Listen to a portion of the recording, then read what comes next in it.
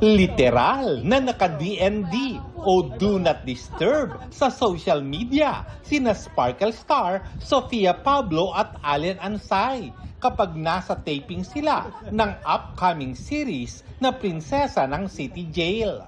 Off-limits muna kasi sa gadget dahil bawal ipasok o gamitin ang cellphone sa loob ng bilangguan.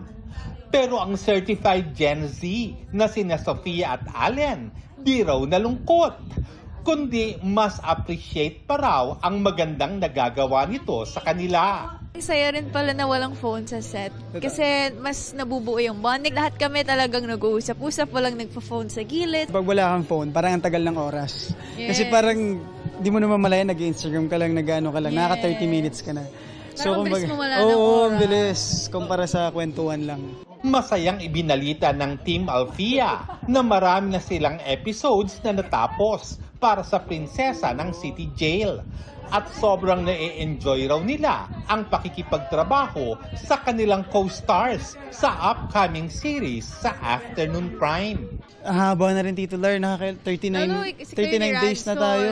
Kami ni Radson, yung kulitan namin, kumbaga sinasabi ni Direk na, yan, dapat ganyan. Parang totoo na yung nangyayari. Actually, may Buo time na. po na napagalitan kami. Well, hindi ka kasama Hindi doon. ako kasama doon. Napagalitan kami ni Will tsaka ni Miss Minnie. Kasi tawa kami ng tawa.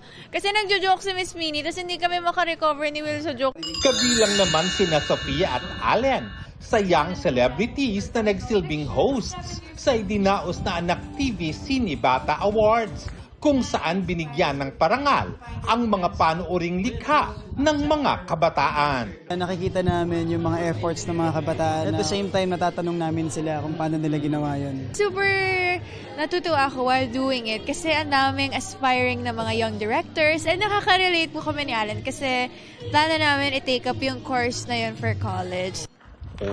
Lars Santiago, updated sa showbiz happening.